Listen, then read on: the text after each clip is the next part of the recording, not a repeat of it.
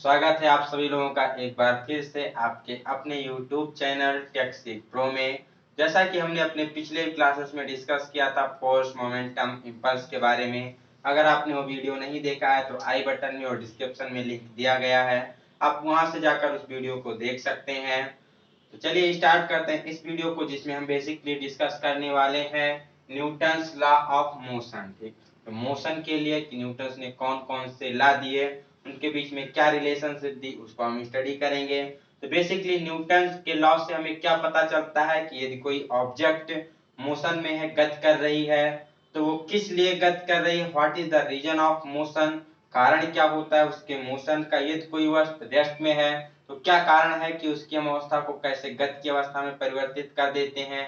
या फिर कोई अगर वस्तु गतिशील है, मोशन में, उसमें हम एक एक्सटर्नल फोर्स अप्लाई करते हैं तो क्या होती है, इसकी स्पीड चेंज होती है। तो उसमें उसमें डिस्प्लेसमेंट, एक्सीलरेशन, काफी सारी क्वांटिटीज होती हैं। तो इनको हम एक दूसरे से कैसे रिलेट करते हैं कि इसमें क्या क्या चेंजेस होते हैं, यही सारी जानकारी हम प्राप्त करते हैं न्यूटन्स के लॉ ऑफ मोशन के द्वारा। तो बेसिकली न्यूटन्स के लॉ ऑफ मोशन की बात करें तो तीन लॉ हम लोग स्टडी करने वाले हैं, जिसमें कि इसको हम as it is Newton first law, second law और थर्ड लॉ के नाम से जानते हैं। तो हम पहले स्टार्ट करते हैं फर्स्ट लॉ को, न्यूटन फर्स्ट लॉ। इस लॉ को गैलीलियो का लॉ भी कहा जाता है। इसके मतलब जो सिद्धांत सबसे पहले दिया था वो गैलीलियो जी ने दिया था। तो इसे हम किस नाम से, गैलीलियो के लॉ के नाम से जानते हैं। और दूसरा भी नाम इसे लॉ ऑफ इनर्शिया के नाम से भी जाना जाता है। जड़त्व के नियम से भी, जड़त्व का नियम के नाम से भी जाना जाता है। तो जड़त्व की बात आई, इनर्शिया की बात। तो इनर्शिया क्या होता है, सबसे पहले हम इसको देख लेते हैं कि जड़त्व किसे कहते हैं। इसके बाद हम डिस्कस करेंगे इस फर्स्ट लॉ ऑफ मोशन को। तो इनर्शिया या जड़त्व की बात की जाए तो बेसिकली क्या होता है, कोई भी ऑब्जेक्ट जब किसी कार्य को करने में सक्षम होता है तो उसे हम उस ऑब्जेक्ट की क्या कहते हैं, एबिलिटी कहते हैं, योग्यता कहते हैं। लेकिन यदि कोई वस्तु किसी कार्य को करने में असमर्थ नहीं कर सकती अपने आप, तो उसे हम उस ऑब्जेक्ट की इनएबिलिटी कहते हैं। क्या कहते हैं, इन एबिलिटी कहते हैं। तो बेसिकली इनर्शिया क्या होता है, किसी भी ऑब्जेक्ट की इनएबिलिटी होती है उसकी अपनी अवस्था को परिवर्तित करने की। मींस यदि कोई ऑब्जेक्ट क्या कर रही है, मोशन कर रही है, मतलब गति कर रही है, तो अपने आप वो अपनी गति की अवस्था को चेंज नहीं कर सकती जब तक कि उस पर कोई हम बाह्य बल, कोई एक्सटर्नल फोर्स अप्लाई ना करें। या फिर इसके जस्ट अपोजिट देखा जाए, कोई ऑब्जेक्ट एट रेस्ट में है, रुकी हुई है, तो अपनी क्या कर सकती, सिचुएशन को चेंज नहीं कर सकती, रेस्ट की सिचुएशन को मोशन में नहीं ला सकती जब तक कि उस पर कोई एक्सटर्नल एजेंट कार्य ना करे। तो वही क्या होती, इसकी इनएबिलिटी होती, अयोग्यता होती, को अपने आप अपनी सिचुएशन, अपनी पोजीशन को परिवर्तित नहीं कर सकती, अपनी अवस्था में चेंज नहीं ला सकती। इसके साथ साथ अगर कोई एक स्ट्रेट डायरेक्शन में है, उसकी डायरेक्शन भी चेंज करना है तो भी अपने आप नहीं होगा जब तक कि हम उस पर कोई एक्सटर्नल फोर्स अप्लाई ना करें। अब यहाँ आप सोच रहे होंगे बहुत सारे जो हल्के कण होते हैं, क्या होता है जब हवाएं चलती हैं तो उड़ने लगते हैं, तो उस पर तो कोई फोर्स नहीं कार्य कर रहा होता, कैसे उड़ने लगते हैं। तो हवा क्या होती है, ये भी एक प्रकार का फोर्स होती है। जब वो फोर्स अप्लाई होता है उन हल्के कणों पर, कागज के टुकड़ों पर, तो क्या होते हैं, हवा के साथ उड़ने लगते हैं। धूल धुएं के कण, तो उसमें भी क्या कार्य कर रहा होता, फोर्स कार्य कर रहा होता, जो कि हवा के रूप में। इसके विपरीत आप सोचेंगे, जब हम किसी कोई भी ऑब्जेक्ट जैसे बॉल है या कोई गोली है, उसको हम किसी सरफेस पे क्या करते हैं, लुढ़का देते हैं, तो कुछ दूरी जाने के बाद वो रुक जाती है। उस समय तो उस पर कोई फोर्स नहीं कार्य कर रहा होता, वो कैसे रुक जाती है, तो उसमें भी एक फोर्स कार्य कर रहा होता है जो कि उस सरफेस के द्वारा उस पर लगाया जाता है, जिसे हम जानते हैं फ्रिक्शन फोर्स के नाम से। उस फ्रिक्शन फोर्स के कारण ही वो ऑब्जेक्ट क्या होती है, कुछ दूरी चलने के बाद रुक जाती है। अब क्या करें, अगर उसी को आप किसी चिकने सरफेस पे करें जिसका घर्षण क्या होगा, वो नगण्य के बराबर होगा, तो ऑब्जेक्ट निरंतर और निरंतर निरंतर निरंतर चलती रहेगी जब तक उस पर कोई बल लगाकर उसे रोका ना जाए। इसी के विपरीत अगर आप किसी को, जैसे आपने देखा होगा जो एग्जांपल है प्लैनेट्स का या सैटेलाइट का, निरंतर शताब्दियों से जो प्लैनेट है ग्रह सूर्य के चारों तरफ एक यूनिफॉर्म वेलोसिटी के साथ, यूनिफॉर्म मोशन के साथ चक्कर लगा रहे हैं। जो भी हम सैटेलाइट ऊपर छोड़ देते हैं, क्या करते हैं, आकाश में जाकर के ग्रहों का चक्कर लगाती रहती है एक नियत वेग से, वो कभी रुकती नहीं। क्यों, क्योंकि वहां पर कोई उनके पास एक्सटर्नल फोर्स कार्य नहीं कर रहा होता, इसलिए उनकी पोजीशन, उनकी सिचुएशन परिवर्तित नहीं होती, क्योंकि उनके पास ऐसी एबिलिटी नहीं है कि अपनी रेस्ट की मोशन को, सॉरी अपनी मोशन की पोजीशन को बदल सकें। तो इसी को हम कहते हैं इनर्शिया। कितने प्रकार का होता है इनर्शिया? पहला होता है रेस्ट इनर्शिया, कोई रेस्ट में है तो रेस्ट में ही रहेगी जब तक हम उसको परिवर्तित नहीं करते। दूसरा मोशन का इनर्शिया हो गया, अगर कोई ऑब्जेक्ट मोशन कर रही है तो मोशन करती रहेगी जब तक उस पर हम कोई बार बार लगाकर उसे रोकते नहीं है। तीसरा होता है डायरेक्शन का रेशिया, रेशिया ऑफ डायरेक्शन, कोई वस्तु है अगर एक सीधी रेखा में गति कर रही है तो कब तक नहीं मुड़ेगी, तब तक आप कोई उस पर बार कोई एक्सटर्नल फोर्स नहीं लगाते हैं। तो ये था इनर्शिया के बारे में। तो इसीलिए हम फर्स्ट लॉ को कहते हैं लॉ ऑफ इनर्शिया या फिर गैलीलियो का लॉ भी इसे कहते हैं। तो ये भी एग्जाम में पूछा जाता है। पढ़ते हैं पहले लॉ की तरफ कि पहला लॉ क्या कहता है न्यूटन का। तो कहता है every body tends to remain in a state, जो भी प्रत्येक वस्तु है वो क्या करती है, अपने स्थिति को बनाए रखती है। कौन सी स्थिति? वो स्थिति होती है रेस्ट और मोशन को, यूनिफॉर्म मोशन को, तब वो विराम अवस्था को या एक समान गति की अवस्था को बनाए रखती है। कब तक बनाए रखती है? when unless and until it is acted upon an external force, कि कोई भी ऑब्जेक्ट है यदि वो विरामावस्था में है या फिर एक समान वेग के साथ सीधी रेखा में गतिशील है तो अपनी अवस्था को तब तक बनाए रखती है जब तक कि उस पर कोई बाह्य बल बाह्य कारक ना लगाया जाए। तो ये होता है न्यूटन का फर्स्ट नियम, न्यूटन का फर्स्ट लॉ ऑफ मोशन की कोई भी ऑब्जेक्ट है यदि वो गति कर रही है तो गति की अवस्था में ही होगी जब तक हम उस पर कोई बाह्य बल लगाकर उसको रोकेंगे नहीं, या यदि वो रुकी हुई है तो कब तक रुकी रहेगी, जब तक हम उस पर कोई बाह्य बल लगाकर उसके पुश या पुल लगाकर उसके हम रेस्ट ऑफ सिचुएशन को चेंज नहीं करते हैं। पहला लॉ है। अब इसके एग्जांपल क्या होते हैं? एग्जांपल कई बार एग्जाम में पूछे जाते हैं। जैसे कि सबसे पहला एग्जांपल ले लीजिए बुक का, कि अगर कोई बुक किसी टेबल पे रखी हुई है तो अनंत काल तक रखी रहेगी जब तक तो कोई उसको उठा के एक स्थान से दूसरे स्थान तक नहीं ले जाएगा या पुश और पुल लगाकर उसकी सिचुएशन में परिवर्तन नहीं करता है। नेक्स्ट एग्जांपल आप ले सकते हैं पैसेंजर का, कि जो भी यात्री होते हैं किसी ट्रेन में या फिर किसी बस में यात्रा कर रहे होते हैं तो उस समय दो प्रकार के एग्जांपल देखने को मिलते हैं। अगर ट्रेन रुकी हुई है मतलब विराम अवस्था में है और यात्री उस पर सीटों पे बैठा हुआ है तो यात्री का जो निचला भाग होता है वो बस के या ट्रेन के बॉडी के साथ संपर्क में होता है और ऊपरी भाग उसके संपर्क में नहीं होता है। तो जब भी बस क्या करती है, अचानक चल देती है, ट्रेन अचानक आगे की तरफ बढ़ जाती है तो कांटेक्ट में होने के कारण उनका निचला भाग क्या होता है, आगे की तरफ बढ़ जाता है और ऊपर वाला भाग क्या करता है, एट मोशन को एट रेस्ट को बनाए रखने की कोशिश करता है जिससे कि वो वहीं पर रह जाता है और निचला सिरा आगे निकल जाता है। तो हमें क्या महसूस होता है कि बस के रुकी हुई बस या ट्रेन के अचानक चल देने पर यात्री पीछे की तरफ झुक जाते हैं। तो एक्चुअली हम पीछे की तरफ नहीं झुकते, होता क्या है हमारा जो निचला सिरा होता है बॉडी कांटेक्ट में होने के कारण वो आगे बढ़ जाता है और हमारा ऊपरी सिरा वही रहने का प्रयत्न करता है। तो क्या है, इनर्शिया ऑफ रेस्ट का कारण होता है। हम रेस्ट में होते हैं, रेस्ट में रहने की कोशिश करते हैं जिससे कि हम पीछे की तरफ झुक जाते हैं। इसके जस्ट अपोजिट जब भी कोई चलती हुई गाड़ी, कोई चलता हुआ व्हीकल्स रुकता है तो रुकने पर क्या होता है, हम थोड़ा आगे की तरफ बढ़ जाते हैं। तो आगे की तरफ बढ़ने का, आगे की तरफ झुकने का क्या कारण होता है कि बॉडी जो हमारी निचली पोर्शन है उसके कांटेक्ट में है तो जैसे वो ब्रेक अप्लाई होता है तो वो तो एट वंस मतलब रेस्ट में आ जाती है, लेकिन जो ऊपर की बॉडी होती है वो उसी मोशन के सिचुएशन को बनाए रखने की कोशिश करती है, इसलिए हमारे क्या होता है ऊपरी वाला सिरा थोड़ा आगे चला जाता है जिससे हम आगे की तरफ झुक जाते हैं। तो ये भी एक कारण है किसका, जब पहले नियम का या फिर इनर्शिया ऑफ मोशन का कारण होता है। दूसरा एक और एग्जांपल इसी से पूछा जाता है रिलेटेड व्हीकल से, कि जब भी कोई यात्री क्या होता है किसी चलती हुई बस से मतलब वो कूदता है तो कूदते समय अचानक अगर वो रुक जाता है तो क्या होता है, गिर जाता है।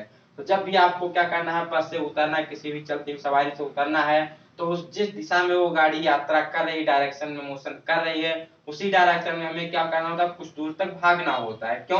क्योंकि आप एक मोशन में थे, मोशन से जैसे ही रेस्ट में आते हैं तो आपकी जो बॉडी होती है मोशन में ही रहती है जिससे ऊपरी सिरा क्या होगा, आगे निकलेगा और आप गिर जाएंगे। तो इससे बचने के लिए हमें कुछ दूर तक उसी के साथ आगे भागना चाहिए। तो ये भी एक कारण हो गया।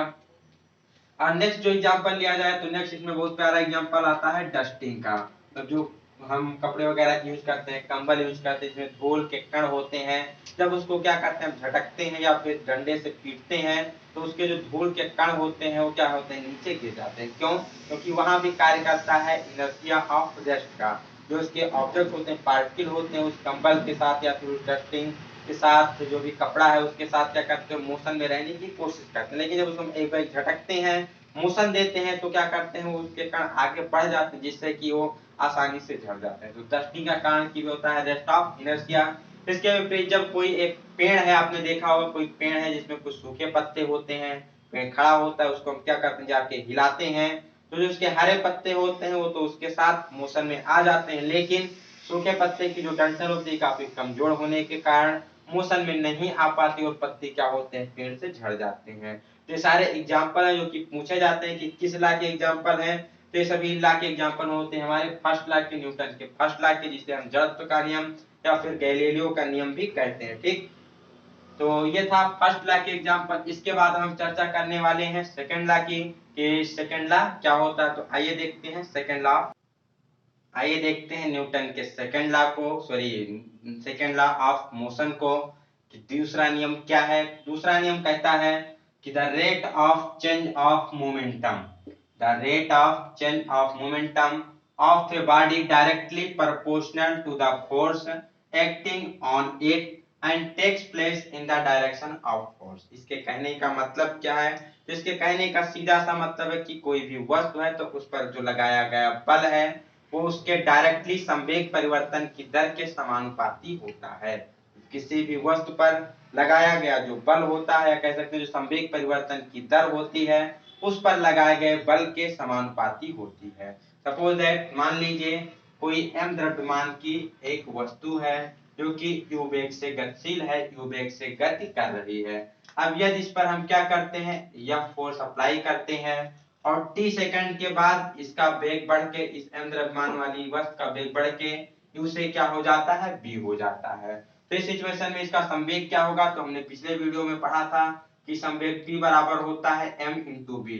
तो p क्या है हमारा, प्रारंभिक है, तो इसको हम pi लिख लेते हैं, p इनिशियल। ये क्या होगा, m इंटू u होगा। सेकेंड, जब ये b वेग से गतिशील कर रही होगी तो जो इसका p फाइनल होगा, अंतिम संवेग होगा, वो कितना हो जाएगा, m इंटू बी हो जाएगा, क्योंकि इस समय वेग इसका क्या हो गया, b हो गया। अब अल्लाह क्या कहता है, जो भी मतलब लगाया गया बल होता है, जो भी इस पे हम बल आरोपित करते हैं, वो उसके संवेग परिवर्तन की दर के समानुपाती होता है।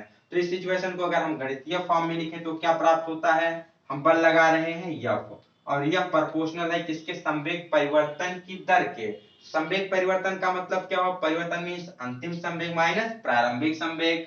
तो अंतिम संवेग क्या है, p फाइनल है, माइनस प्रारंभिक संवेग p इनिशियल, और बटा क्या है, रेट ऑफ चेंज। जहां भी रेट लग जाएगा तो वहां पर क्या आ जाएगा, टाइम आ जाएगा, तो अपान t हो जाएगा। इसको जब हम सॉल्व करेंगे तो f, अगर हम समानुपाती का नियतांक हटाते हैं, सॉरी समानुपाती का चिन्ह हटाते हैं, तो चिन्ह आता है बराबर का और उसके साथ एक नियतांक आता है, मान लीजिए k है। अब pf की वैल्यू क्या है, pf बराबर दिया गया है m b माइनस pi की वैल्यू क्या है, m इंटू u दिया गया है, बटा में क्या है, t है। ठीक, प्रयोगों द्वारा न्यूटन जी ने ज्ञात किया तो वहां पर उनको k की वैल्यू 1 प्राप्त हुई, k का मान 1 आया। तो जब भी किसी की वैल्यू 1 होती है तो उसे हमें लिखने की जरूरत नहीं होती है, तो हम क्या करेंगे, यह ऐसे लिख लेंगे। यहाँ से m हम कॉमन ले लेंगे तो ब्रैकेट में बचेगा b minus you upon T, और हमने इसको पढ़ रखा है कि b माइनस यू क्या है, it is nothing but change of velocity, कि वेग में कितना परिवर्तन हो रहा है। अब वही अगर उसको हम टाइम के साथ देखते हैं, b minus u by t means rate of change of velocity, और it is nothing but it is acceleration, a बराबर b minus u by t. हमने पिछले वीडियोस में पढ़ रखा है, अगर आपने नहीं देखा है तो जाके वहां से प्लेलिस्ट से देख सकते हैं। तो यहाँ से क्या आ जाएगा, f बराबर आ जाएगा m इंटू ए। ठीक, मीन्स किसी वस्तु पर जब हम बल F लगाते हैं तो किसके बराबर होता है, उस वस्तु के द्रव्यमान और उसमें उत्पन्न त्वरण के गुणनफल के बराबर होता है। किसी भी वस्तु पर लगाया गया बाह्य बल उस वस्तु के द्रव्यमान m और उस बल के कारण उसमें उत्पन्न त्वरण A के गुणनफल के समानुपाती होता है। इसी को हम क्या कहते हैं, न्यूटन का सेकंड लॉ ऑफ मोशन के नाम से जानते हैं। ठीक है, न्यूटन के गति विषयक द्वितीय नियम को हम यही कहते हैं, कौन सा, F बराबर m इंटू ये। इससे हमें क्या प्राप्त होता है, तो यहाँ से प्राप्त होता है F मतलब फोर्स का मैग्नीट्यूड, कि हम उस पर कितना बल लगा रहे हैं, ये हमें ज्ञात होता है न्यूटन के दूसरे नियम के द्वारा। ये भी क्वेश्चन पूछा जाता है एग्जाम में। कैसे क्वेश्चन पूछा जाता है कि न्यूटन के किस नियम के द्वारा हमें बल की परिभाषा मिलती है, तो जब भी बल की परिभाषा या फोर्स की डिफिनेशन की बात की जाए तो वहां पर सही होता है फर्स्ट लॉ। कि फर्स्ट लॉ में क्या कहा गया था, ऑब्जेक्ट कब तक अपनी सिचुएशन को बनाए रखते हैं जब तक हम उस पर कोई बाह्य बल ना लगाएं। तो हमें वहां से प्राप्त होता है कि बल क्या है, एक बाह्य कारक होता है जो कि क्या करता है, किसी भी वस्तु की अवस्था को परिवर्तित करता है या करने का प्रयास करता है। और जब भी बल के परिमाण की बात की जाए कि बल का माप हमें किस नियम से प्राप्त होता है, तो हमें गति के दूसरे नियम से प्राप्त होता है। यह बराबर m इंटू ए, कि वस्तु पर हम कितना बल लगा रहे हैं ये हम कैसे निकालेंगे, तो दूसरे नियम की सहायता से निकालते हैं। उसके द्रव्यमान और उसके त्वरण को मल्टीप्लाई करके हम निकालते हैं F की वैल्यू, फोर्स की वैल्यू। तो ये आपके एग्जाम में पूछा जाता है, इसको ध्यान रखें। जब भी डिफिनेशन की बात की जाएगी बल के तो प्रथम नियम, और परिमाण की बात की जाएगी तो दूसरे नियम। इसके एग्जाम्पल की बात की जाए कि गति के दूसरे समीकरण का एग्जाम्पल क्या होता है, जैसे पहला समीकरण हमने देखा था डस्टिंग का, पैसेंजर का, बॉल का, इसके बाद ट्रीज का जिससे पत्ते वगैरह गिरते हैं। इसी प्रकार दूसरे नियम की बात कहाँ होती है, तो दूसरा नियम हमें शॉर्ट फॉर्म में ध्यान रखना बहुत ही मोस्ट इंपॉर्टेंट, जहां पर टाइमिंग की बात की जाए, जहां पर मैटर होता है टाइमिंग का, समय का मैटर होता है, वहां पर आपका अप्लाई होता है सेकंड लॉ, क्योंकि यहाँ पर कार्य कर रहा होता है momentum, rate of change of momentum. जैसे कि मान लीजिए क्रिकेट से अगर कोई भी प्रश्न आता है, ठीक है, क्रिकेट से कोई भी प्रश्न पूछा जाता है तो गति विषय दूसरे नियम से ही आपके आता है, सेकंड लॉ ऑफ न्यूटन से ही वो पूछा जाता है। अगर पूछा जाए कि कोई भी खिलाड़ी है वो क्या कर रहा है, बॉल को हिट कर रहा होता है सिक्सर के लिए, तो हिट करते समय क्या देखा जाता है, मेनली फोर्स नहीं देखा जाता, देखा जाता है टाइमिंग कितनी परफेक्ट। अगर आपकी टाइमिंग सही है तो सिक्सर ऑलरेडी जाना है। इसीलिए कहते हैं जो बैट्समैन जितनी अच्छी टाइमिंग के साथ खेलता है उतने लंबे समय तक खेल पाता है। मैटर ये नहीं करता आप उसमें कितना फोर्स अप्लाई कर रहे होते हैं। ठीक, जैसे रोहित शर्मा को देखते हैं तो इतने बड़े खिलाड़ी क्यों है रोहित शर्मा, विराट कोहली, क्योंकि उनकी टाइमिंग क्या बहुत ही परफेक्ट है। इसके विपरीत कुछ ऐसे खिलाड़ी जो टाइमिंग पे ध्यान ना देकर क्या करते हैं, केवल ध्यान देते हैं फोर्स पे। जैसे क्रिस गेल को देखा होगा तो अपने पूरा फोर्स के साथ छक्का मारने की कोशिश करते हैं। इसी पर जब रोहित शर्मा छक्का मारते हैं तो क्या करते हैं, अपने टाइमिंग पे ध्यान देकर के टाइमिंग से सिक्सर लगाते हैं। नेक्स्ट क्रिकेट से क्वेश्चन पूछा जाता है कैच लेने का, तो कैच में भी क्या होता है, टाइमिंग मेन करती है। कैच लेते समय खिलाड़ी क्या करता है, अपने हाथों को पीछे की ओर खींचता है, उस टाइमिंग को क्या कर रहा होता है, बढ़ा रहा होता है। क्योंकि हमने पढ़ा था I = F × T, टी का मान जितने क्या होगा, कम ज्यादा होगा, वह एफ की वैल्यू उतने कम होगी। अब टाइम जितना जितना बढ़ता जाएगा उसके हाथों पर फोर्स क्या होगा, उस बाल के द्वारा कम से कम लगेगा, जिससे उसको चोट कम से कम लगेगी। तो यहाँ पर भी कौन सा लॉ अप्लाई होता है, तो सेकंड लॉ अप्लाई होता है। तो ये इजीली पूछा जाता है एग्जाम में, तो आप गलती नहीं करेंगे। इसके साथ साथ जो भी कराटे के एग्जाम्पल पूछे जाते हैं, कराटे में क्या होता है, खिलाड़ी ईंटों को, जो भी ईंटों का गट्ठर होता है उसको अपने हाथ के द्वारा मारकर उस ईंटों को तोड़ता है।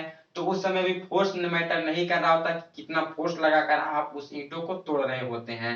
मैटर करता है उस पॉइंट ऑफ टाइम पर, उस मतलब जो क्षणिक समय होता है उस क्षणिक समय में आप कैसे फोर्स को बैलेंसिव करते हैं। तो वहां पर भी मैटर किसका होता है, टाइमिंग का होता है। तो जब भी कराटे से संबंधित या क्रिकेट से संबंधित कोई भी एग्जाम्पल पूछा जाता है तो आप बिना किसी डाउट के न्यूटन के सेकंड लॉ की तरफ जा सकते हैं। तो था सेकंड लॉ। अब देखते हैं आइए थर्ड लॉ क्या होता है, थर्ड लॉ हमारा क्या कहता है। आइए पढ़ते हैं थर्ड लॉ को कि थर्ड लॉ क्या कहता है। तो थर्ड लॉ को हम एक्शन रिएक्शन के नाम से भी जानते हैं, क्रिया प्रतिक्रिया के नाम से भी जानते हैं।